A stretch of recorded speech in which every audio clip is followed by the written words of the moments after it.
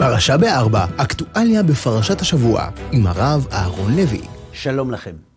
את מוסדות בתי אבות בבני ברק הקים ראש ישיבת פוניבז' הגאון, הרב יוסף שלמה כהנמן, זכר צדיק וקדוש לברכה, לאחר השואה, כדי להעניק בית חם ואוהב לילדים שאחרי שההורים שלהם נרצחו בשואה, הם נותרו לבד בעולם ועלו לארץ ישראל.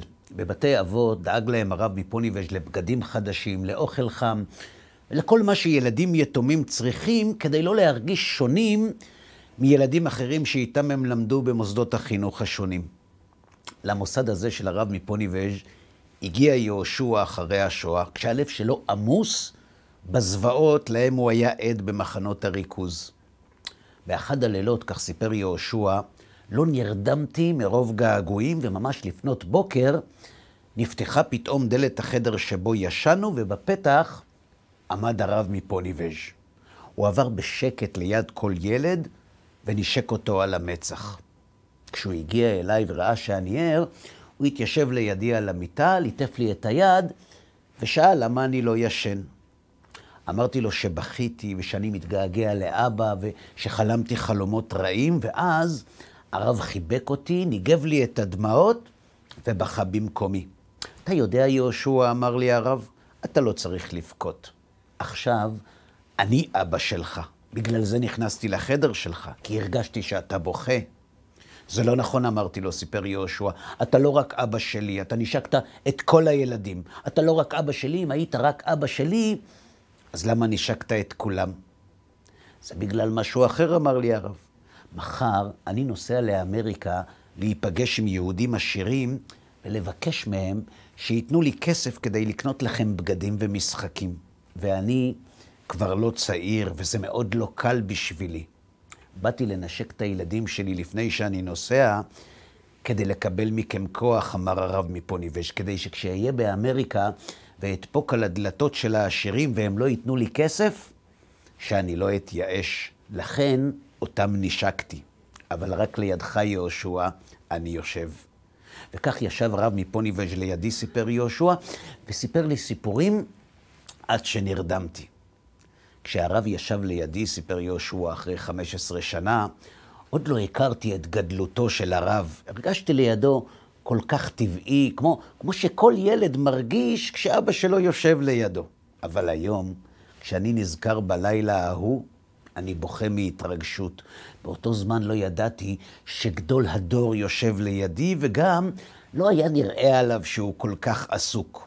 באותו לילה הרגשתי שחוץ מלשבת לידי לפנות בוקר, אין לו באמת מה לעשות. אבל היום כשאני מבין מי בכה איתי, אני מתרגש כל פעם מחדש. אתה אולי לא יודע, אבל הילדים שהיו במחנות, יש סיוטים שמלווים אותם כל החיים. יש להם שאלות לא פתורות, ולפעמים יש בהם חלילה גם כעס על ההשגחה. אתה יודע מה בכל זאת שמר עליי בכל אותם רגעים קשים? הדמעות של הרב מפוניבז'. הרי גם הוא איבד את כל המשפחה שלו בשואה, ובמקום לבכות על עצמו, הוא ישב ובכה איתי. מה ששמר עליי הייתה האהבה של הרב מפוניבז'. סיים יהושע את הסיפור שלו. אז נכון חברים, שעכשיו אתם שואלים אם היום ישנם אנשים כאלה, או אם היום יש מחנכים שמרגישים את הלב של הילדים בצורה כל כך מופלאה, אז זהו, זה לא באמת משנה. למה? בגלל פרשת השבוע. בפרשת תולדות, התורה מתארת את מערכת היחסים בין יצחק ורבקה ליעקב ועשיו, וכך היא כותבת. ויאהב יצחק את עשיו כי ציד בפיו, ורבקה אוהבת את יעקב. וכאן חברים עולות כמה שאלות. למה על יצחק כתוב ויאהב יצחק את עשיו? כאילו שיצחק הכריח את עצמו לאהוב את עשיו, ואילו אצל רבקה נאמר, ורבקה אוהבת את יעקב, כאילו רק מציינים עובדה. ועוד שאלה, האם יצחק אהב את עשיו רק בגלל שהוא לא הכיר את המעשים הרעים שלו וחשב שהוא צדיק? הרי עוד לפני שיעקב ועשיו נולדו, כבר נאמר לרבקה שאחד מהם יהיה רשע, וחוץ מזה, התורה הרי כותבת במפורש שיצחק ורבקה לא רבו נחת מהנשים של עשיו שהיו עובדות עבודה זרה, אז איך אפשר לומר שיצחק אהב את עשיו כי הוא חשב שהוא צדיק? אלא שאם הוא ידע שהוא רשע, אז למה הוא בכל זאת אהב אותו? ואם נכון לאהוב גם רשעים, אז למה רבקה לא אהבה את עשיו? והתשובה פשוטה. ברור שיצחק ידע שעשיו רשע, אולי לא הראה לו שהוא יודע, אבל אין ספק שהוא ידע. אז למה הוא אהב אותו למרות שידע שהוא רשע?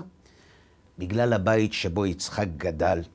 יצחק אבינו גם התחנך בבית שהיה בו ילד רשע, אלא שהוא ראה גם שאברהם אוהב את ישמעאל למרות שהוא רשע.